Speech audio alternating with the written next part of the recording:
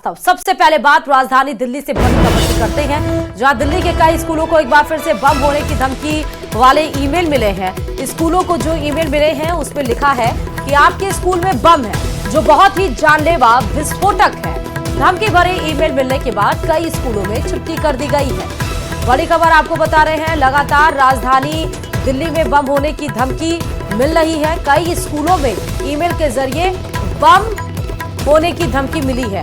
Email में लिखा गया है कि ये जानलेवा, बहुत ही जानलेवा विस्फोटक है। उसके बाद से कई स्कूलों में छुट्टी मिल गई है। आप देखिए, उसके बाद प्रशासन काफी ज्यादा हाई अलर्ट मोड पर आ गया है। इसके पहले आपने देखा होगा कि जीडी गोयनका और डीपीएस, दो बड़े स्कूलों को बम मिलने की धमकी मिली थी। हालांकि दोनों स्कूल में छुट्टी कर दी गई थी। प्रशासन वहां पर पहुंचा हुआ था, बम निरोधक दस्ता वहां पहुंचा था, पूरी चेकिंग की गई थी और उसके बाद कुछ नहीं मिली। और उसके बाद से एक बार फिर से ईमेल के जरिए दिल्ली के दो स्कूल नहीं बल्कि कई स्कूलों में बम वाली ईमेल आए हैं, जिसमें लिखा गया है कि आपके स्कूल में बम है जो बहुत ही जानलेवा और विस्फोटक है। उसके बाद प्रशासन बिल्कुल ही ज्यादा अलर्ट मोड पर, और उसके बाद जहां जहां पर जिन जिन स्कूलों में ये ईमेल आए हैं उन स्कूलों में प्रशासन पहुंच चुका है और वहां पर तेजी से चेकिंग अभियान शुरू कर दिया गया है। इसके साथ ही जिन स्कूलों में ये ईमेल आए हैं बम होने के, वहां स्कूलों में छुट्टी कर दी गई है। आपको बता दें कि धमकी के बाद कई स्कूलों में छुट्टी मिली है। ईमेल से दी गई है स्कूल में बम होने की धमकी। ज्यादा जानकारी के साथ संवाददाता दीपक। पहली बात तो दीपक ये बताइए कि किन किन स्कूलों में बम होने की धमकी आई है। देखिए, तकरीबन रात को 12:54 के आसपास ये ईमेल जनरेट किया गया है और उसके बाद दिल्ली के जो टॉप स्कूल्स हैं, प्राइवेट स्कूल्स हैं, उनको ये धमकी दी गई है, जिसमें ईस्ट ऑफ कैलाश का जो डीपीएस स्कूल है, कैम्ब्रिज स्कूल है, सलमान स्कूल है, मॉडर्न स्कूल है, इन स्कूलों में ये ईमेल जनरेट किया गया है। जिसके बाद अब स्कूलों का जो स्टाफ है, जब वो सुबह एडमिन ऑफिस पहुंचे हैं तो उन्होंने इस ईमेल को देखा है, जिसके बाद पुलिस को इन्फॉर्म किया गया है। इस वक्त दिल्ली के कई स्कूलों में पुलिस टीमें पहुंची हैं, क्योंकि जैसे जैसे स्कूल खुलने का समय है तो एडमिनिस्ट्रेशन को ये ईमेल मिल रही है, जिसके बाद पुलिस कॉल हो रही है। और अब तक लगभग कह सकते हैं कि 15 से 20 स्कूल जो है इस बार टारगेट किए गए हैं, लेकिन पुलिस का कहना है कि सभी जगह तलाशी अभियान किया जा रहा है, किसी तरह की पैनिक सिचुएशन नहीं। जो भी शरारती तत्व जिसने भी इस ईमेल को भेजा है, इस बार उसने इस ईमेल के जरिए पेरेंट्स मीटिंग को भी रखा गया है। उसमें पेरेंट्स मीटिंग का भी नाम है कि जो 13 और 14 दिसंबर 2 दिन इस तरह की जो उनकी हरकत है वो हो सकती है। और इसको लेकर, क्योंकि शनिवार का दिन है, शनिवार को पेरेंट्स मीटिंग होती है अमूमन, और इस बार ये लिखा गया है कि पेरेंट्स मीटिंग के दिन भी इस तरह का धमकी जो है वो मेल के जरिए जानकारी दी गई है। फिलहाल पुलिस का कहना है कि सभी जगह वो करवा रहे हैं, बॉम्ब डिस्पोजल जो है वो वहां पर है। इसके अलावा जो टीमें हैं वो काम कर रही हैं। जी ये दीपक, एक बात और जानना जरूरी कि इसके पहले भी आप देखिए डीपीएस, हालांकि आज भी बम मिलने की धमकी में शामिल है। इसके पहले जीडी गोयनका और डीपीएस में मिला था। बार बार इस तरह की ईमेल आ रहे हैं, बार बार जब जाके चेकिंग की जाती है तो कहीं पर कुछ भी नहीं मिलता, जो कि बहुत अच्छी बात है। लेकिन इस ईमेल के पीछे के इंटेंशंस क्या हैं? क्या एक ही सोर्स से आ रहा है, सोर्सेज अलग अलग है? इंटेंशन क्या प्रशासन या शासन पता कर पाया है?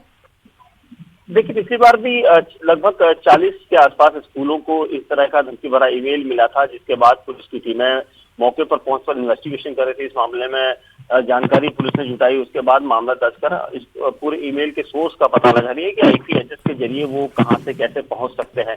तो अभी भी जो है हालात इस तरह के बने हुए हैं कि कैसे ये ईमेल जनरेट हो रहा है, कौन कहां से कर रहा है। अभी ये लिखा गया है ईमेल के जरिए कि डार्क वेब से वो लोग कनेक्टेड हैं और वहां से वो ईमेल को जनरेट कर रहे हैं। तो कुल मिलाकर पुलिस का कहना है कि इस तरह की ईमेल को कोई शरारती तत्व, हैकर्स जो है वो अपने इस्तेमाल के लिए कर रहा है, जिसका पता जल्द लगाया जाएगा, क्योंकि इस तरह की हरकत को कोई बर्दाश्त नहीं करेगा। और साथ ही पैनिक सिचुएशन ना हो, इसको लेकर खासा ध्यान रखा गया है। स्कूलों में जो पढ़ाई है वो चल रही है, लेकिन जो स्टाफ है और पुलिस की टीमें हैं वो चेकिंग कर रही है, जांच कर रही है। अभिभावकों में कोई पैनिक सिचुएशन ना हो, स्टूडेंट्स में कोई ना हो, इसका खासा ध्यान रखा जाता है। अच्छा, अभी क्या जिन जिन स्कूल में, सारे स्कूलों में जिसमें ईमेल आए हैं सब में छुट्टी कर दी गई है? जी नहीं, देखिए अभी जो स्कूलों में ईमेल्स मिल रही है, ईमेल्स के जरिए जानकारी जुटाई जा रही है और ये सिचुएशन जो है जल्द से जल्द बहाल की जाएगी, क्योंकि सुबह सुबह ईमेल्स मिली है तो कोई ऐसा अभी तक स्कूल की जानकारी नहीं मिली जहां छुट्टी की गई है। हाँ, ये हो सकता है कि ऑनलाइन जो क्लास हो उसे किया जा सके और इसी वजह से यहाँ पर जो स्टाफ है स्कूल का है वो अपना अगला निर्णय लेगा, लेकिन फिलहाल स्कूलों में जो पढ़ाई है वो सुचारू है। बहुत शुक्रिया दीपक तमाम जानकारी देने के लिए खबर पर।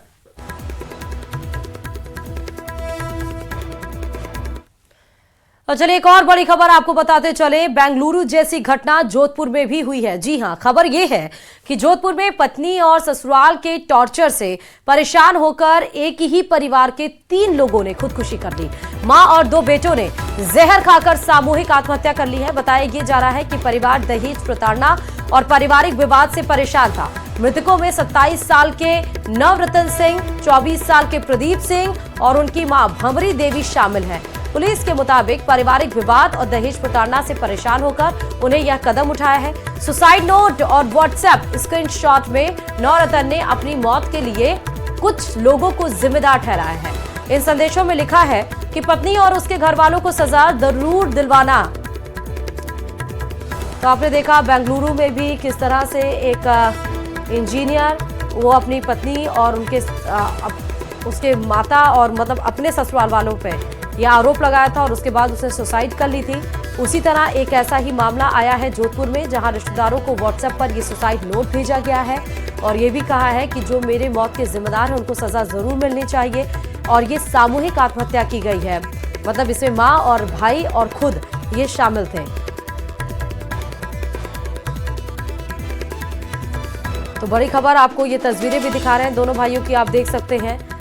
ये आपको दिखाया जा रहा है कि किस तरह से मेरे मौत का बदला लेना, जिम्मेदार वालों को सजा जरूर मिलनी चाहिए।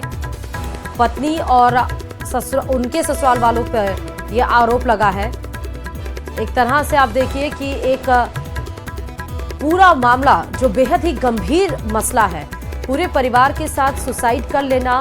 आप देखिए कि उस इंसान की मेंटल कंडीशन क्या होगी कि ना सिर्फ खुद को मौत के गले लगाना बल्कि माँ और भाई के साथ पूरे परिवार को इस स्टेज तक पहुंचना गंभीर मसला भी है। और इस तरह से एक बार बेंगलुरु का भी वो केस सॉल्व नहीं हुआ है।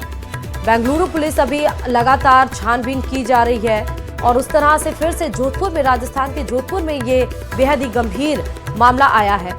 और जो हम चला रहे कि अतुल सुभाष पार्ट 2 वाकई वैसा ही हुआ है, लेकिन ये और भी चौंकाने वाली खबर है क्योंकि जो टॉर्चर जो पीड़ित है वो माँ और भाई दोनों के साथ वो खुदकुशी कर लेता है। ज्यादा जानकारी के साथ संवाददाता चंद्रशेखर खबर पर जुड़ चुके हैं।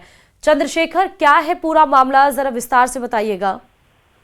देखिए, पूरा मामला जो है जोधपुर ग्रामीण पुलिस क्षेत्र के जो ओसिया गांव है वहाँ के एक बिरामी गांव का मामला है, जहां पर एक माँ और 2 बेटों ने जो है जहर खाकर आत्महत्या की है। आत्महत्या करने के पहले उसने अपने दोस्त को एक डिब्बी दी थी और कहा था कि 1 घंटे के बाद खोलना, और जब उसे खोला गया तब उसमें जो है आत्महत्या करने की बात की हुई थी। और उसमें जब तक वो इलाज के लिए लेकर पहुंचे तब तक तीनों की मौत हो चुकी थी।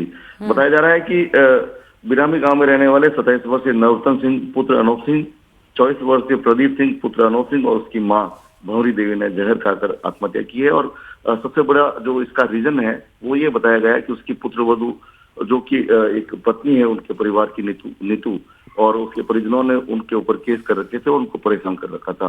जिस तरह से इस तरह के मामले सामने आ रहे हैं, जो दहेज प्रताड़ना के मामले पहले दर्ज किए जाते थे 498 के, लेकिन अब जो है इन मामलों में कई और संगीन आरोप लगाए जाते हैं। परिवार के लोगों पर जो है दुष्कर्म के आरोप लगा दिए जाते हैं, छेड़छाड़ के आरोप लगा दिए, जिसके चलते लोग जो है काफी परेशानी का सामना करते हैं और इन परेशानी से बचने के लिए आत्महत्या जैसा गंभीर कदम जो है उठाते हैं। इस मामले को लेकर जब लोगों को पता चला तो लोगों ने जो है शव उठाने से इनकार कर दिया और पोस्टमार्टम करवाने की सहमति देने से भी इनकार कर दिया। पुलिस ने परिजनों की शिकायत पर 3 लोगों को अरेस्ट किया, हिरासत में लिया है। फिलहाल पूछताछ चल रही है, तब कहीं जाकर परिजन जो है शव उठाने के लिए तैयार हुए। जी चंद्रशेखर, मैं आप जुड़े रहिए हमारे साथ। एएसपी भोपाल सिंह यहाँ पर जुड़े हुए हैं। सर, ये मामला बेहद ही ज़्यादा गंभीर है ये आपके पास ये खबर कब आई और अभी आप इसमें क्या इन्वेस्टिगेशन कर रहे हैं, क्या कुछ पता चला है आपको? इसमें परसों सुबह सूचना मिली थी कि ओशिया थाने में बिगनी गांव है, वहां पे 3 लोगों ने सुसाइड कर लिया है, जिस पर हम लोगों ने उसकी डेड बॉडी यहाँ ट्रांसफर की हॉस्पिटल। फिर कुछ लोगों ने धरना वगैरह भी दिया। कल शाम को पोस्टमार्टम हुआ और फिर उसमें आगे इन्वेस्टिगेशन जारी है। एक अच्छा खासा इन्होंने सुसाइड नोट भी लिखा है।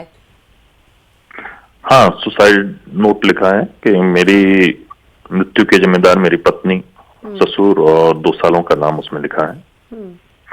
और साथ ही ये भी लिखा है कि मेरी जो भी संपत्ति है वो गोचर में दी जाए, गायों के लिए दे दी जाए। तो इसके आधार पर इन्होंने कहा है कि मेरे जो जिम्मेदार हैं उनको सजा जरूर मिले। जिम्मेदार तक क्या आप पहुंच पाए हैं, क्योंकि उन्होंने अपने वाइफ और उनके जो रिलेटिव्स हैं उनके ऊपर ब्लेम किया है। क्या इन्वेस्टिगेशन आपकी वहां तक पहुंच पाई है? क्या कुछ कनेक्शन आपको लग पाया है कि मसला क्या था एक्चुअल में? इसमें पारिवारिक कलह का मामला था, आपस में पति पत्नी के अनबन या सास बहू के अनबन, इस तरह का मामला अभी तक सामने आया है।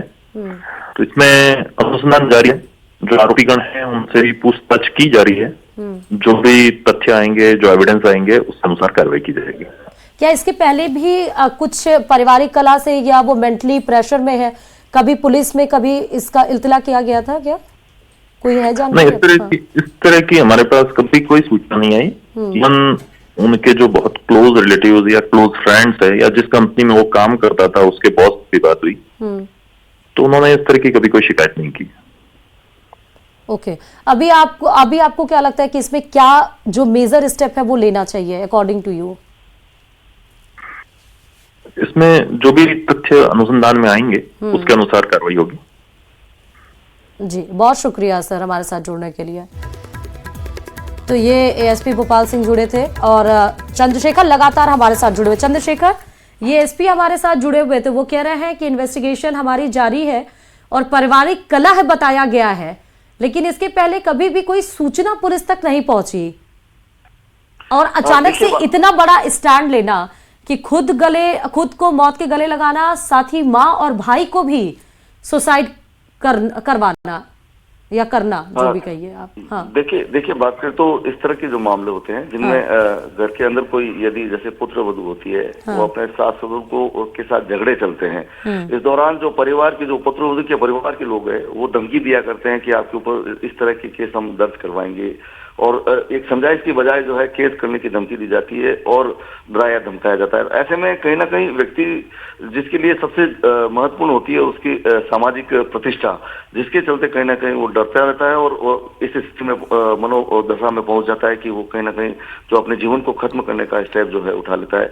सबसे बड़ी बात जो संपत्ति के बात जैसे इन्होंने बताई थी कि मेरी पूरी संपत्ति है वो गोचर यानी कि गायों के नाम कर दिया है, जितनी भी उनकी भूमि है वो गोचर भूमि घोषित कर दिया है और उनकी जो भी संपत्ति है गायों के संरक्षण के लिए काम ली जाए। तो कहीं ना कहीं जिस तरह के मामले होते हैं, जिस तरह से पैसे के लेकर जो दबाव जो परिवार पर बना हुआ होता है, वो भी कहीं ना कहीं इसमें स्पष्ट नजर आता है। सबसे बड़ी बात करें तो जो घर में कलह होती है और जिस तरह से महिलाओं को लेकर जो कानून बने हैं उनकी आड़ में जिस तरह से लगातार इस तरह के केस सामने आ रहे हैं कि दहेज प्रताड़ना का मुकदमा किया जाता है, छेड़छाड़ का मुकदमा किया जाता है और परिवार के किसी एक सदस्य पर जो है शोषण का भी आरोप लगा दिया जाता है। तो ऐसे में लोगों को जो जिस तरह से अपने चप्पल कसने पड़ते हैं अदालतों में, तब कहीं ना कहीं ऐसी दशाओं से डर कर लोग जो है ऐसे कदम उठाते हैं और कहीं ना कहीं इतनी मानसिक पीड़ा को उन्होंने भोगा होगा, पता नहीं कितनी धमकियों को उन्होंने देखा होगा, तब जाकर जो है उन्होंने आत्महत्या जैसा कदम उठाया। जी, बात तो बिल्कुल सही है।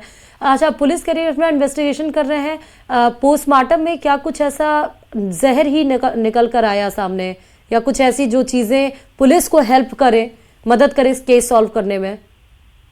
देखिए, कल रात को जो है पोस्टमार्टम हो पाया था और उसके बाद अब जो रिपोर्ट आएगी उससे आगे के फर्दर इन्वेस्टिगेशन में कहीं ना कहीं बड़ी मदद मिलेगी। और चूंकि उन्होंने खुद सुसाइड नोट लिखा था और लोगों को जो सोशल मीडिया पर अपने दोस्तों को मैसेज किया था और उसमें कहीं ना कहीं अपनी मौत के लिए अपनी पत्नी, ससुर और अपने साले को जिम्मेदार बताया और अपनी मौत का जो है वो न्याय उन्होंने लोगों से मांगा और एक पुलिस कर्मचारी को भी उन्होंने ये मैसेज जो है व्हाट्सएप पर भेजा था। जी, मुझे ये बताइएगा कि अब क्योंकि ये केस सुसाइड हो चुका है, पोस्टमार्टम हो चुका है, चंद्रशेखर आसपास लोगों से बातचीत हुई होगी, कुछ जानकारी मिल पाई है क्या इससे रिलेटेड कि कैसे इन लोगों का बिहेवियर था, कैसे क्या चीज थी, वाइफ कितने दिन पहले अलग हो गई थी, साथ में रहती थी या नहीं?